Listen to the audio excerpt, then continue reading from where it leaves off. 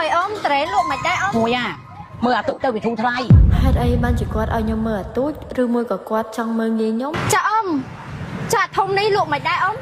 មួយអ៊ំប្រាប់ឲ្យថាឲ្យមើលអាទូចទៅអាធំនេះវាមិនទាន់ទុំទេ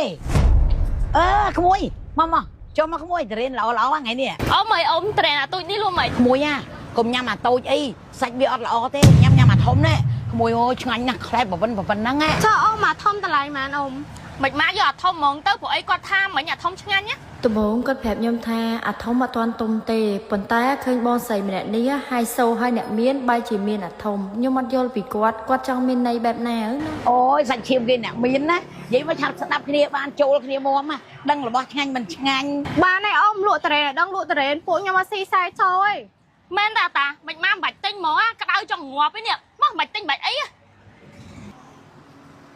អ៊ំខ្ញុំសួរអ៊ំអាធំអ៊ំថាអត់មានទេបែរជាថាមានមួយ អមអើយត្រែនអាធំ1គីឡូហ្មង មក20000នេះយកអានេះទៅទុំយកដល់ហូបហ្មង ខ្ញុំយកអានេះមួយមកច្រកខ្ញុំហ្មងចឹង អាហ្នឹង1គីឡូក្មួយត្រឹមត្រឹងហើយមិញ ណាច្រកខ្ញុំហ្មងចឹង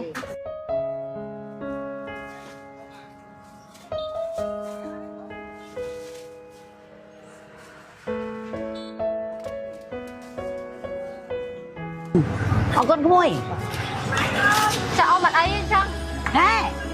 ហើយសួរហ្នឹងសួរអត់ទិញទេកាច់យកទេវ៉ៃណែមកមិញល្អបានលក់ឲ្យឯងមកញ៉ៃចឹងត្រូវបានលុយបងតបល្ងាចហ្នឹង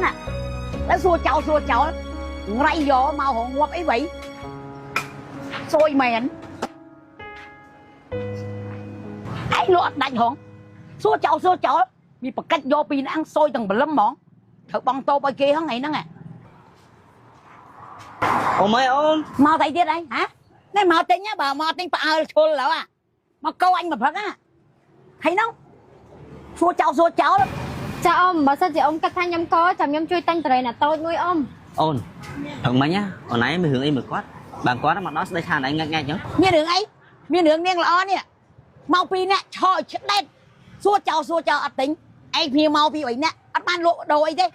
ឡូវមកនេះមកធ្វើអីមកធ្វើអី អូម៉ាអូម៉ានិយាយចឹងដូចជាច្រពេកណាអូនប្រពន្ធខ្ញុំគាត់ ហើយប្រពន្ធហ្នឹងមិនកូគេពេញសាអញ្ចឹងទៅអត់លក់អត់ដូរអីចេញព្រមបានលោអញទៅ នេះអូម៉ែចង់ឲ្យខ្ញុំទៅណាខ្ញុំគឺជាម្ចាស់តូបហ្នឹងអូម៉ែ3ខែណាដែលបងលើខ្ញុំ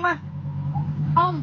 ខ្លាចតបខែហ្នឹងខ្ញុំអត់យកលុយអ៊ំទេទុកថាខ្ញុំមកផ្ដល់មេរៀនជីវិតមួយឲ្យតែអ៊ំចោះហើយអ៊ំមកត្រូវចង់ចាំថាមិនថាទោះបីអ្នកក្រឬមួយអ្នកមានមកតែងអ៊ំក៏ដោយអ៊ំមកគួរតែឲ្យតម្លៃពួកគាត់ស្មើគ្នាមិនត្រូវមើលងាយអ្នកដទៃទេណាអ៊ំ